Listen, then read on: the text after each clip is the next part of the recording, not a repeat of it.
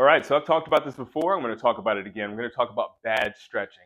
Now, listen, a lot of people think that stretching is good for you, and there are ways that stretching can be good for you. However, we're going to be talking about the particular type of stretching that may be not so beneficial for you. In fact, it may even cause injury.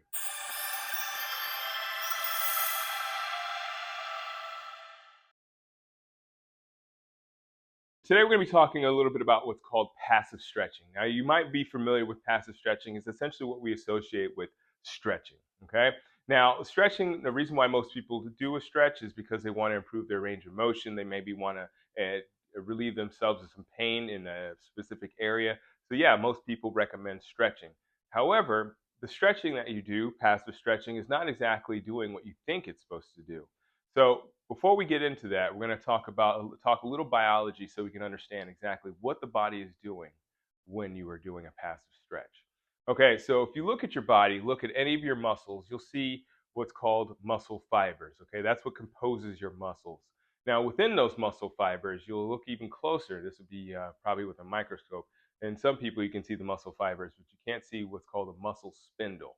Now, the muscle spindle is what's responsible for your proprioception. Okay, proprioception is essentially what's related to your balance and how your body moves through the world fluidly. If you don't have proprioception, well, essentially you're going to have some issues with your balance. You're going to have problems with your motor functions and anything that involves you moving through space. All right, so with these mechanoreceptors, these are specific names for the muscle spindles. These are essentially responsible for the lengthening of the muscle. Okay, so essentially what happens is that your mechanoreceptors, those are located throughout your body. They're essentially responsible for your balance. All right, so those are your proprioceptors. That's essentially what is responsible for your balance. Those are neurons that are connected to your muscles that send feedback to your spine, and obviously that goes through your central nervous system, and that tells your body what's going on. So with those proprioceptors all working together, when you have a load that necessitates a lengthening of the muscle, your mechanoreceptors, specifically those muscle fibers, or excuse me, those muscle spindles, are going to send those messages up the spine. And those messages are going to say, all right, it's time to lengthen the muscle. So we've got the lengthening. Now we have to talk about the force. May the force be with you in this one. So listen, at the end of each muscle fiber, you have what's called a Golgi tendon organ. And that is essentially responsible for the force detection. All right. So if there's essentially, if you have a force that's necessitated or a force that is imposed on your muscles, your Golgi tendon is going to pick that up. All right.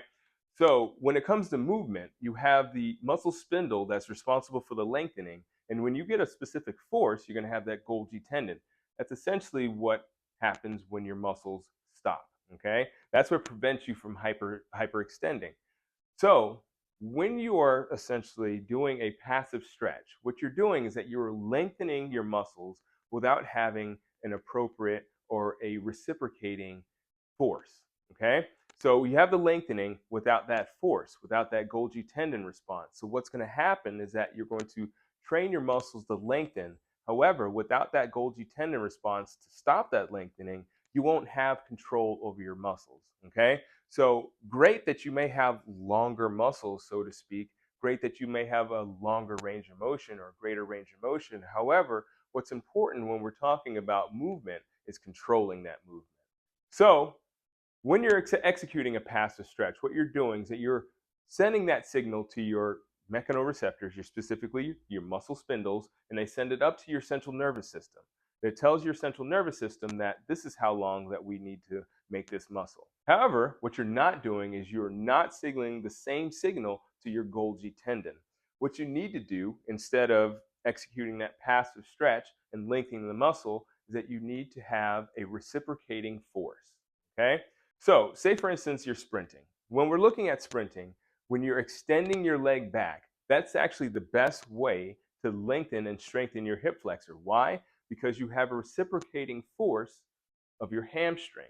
Okay, so that's not only just lengthening, okay, like a passive stretch. It's not only lengthening that muscle spindle, that muscle fiber, but it's also activating that Golgi tendon to say, okay, we need to lengthen to this force, and we need to be able to accept this force. Okay, and it's a very fast acting force. So if you have So if you're executing a passive stretch, you're going to be actually, again, lengthening that muscle fiber without having that same muscle response from that Golgi tendon.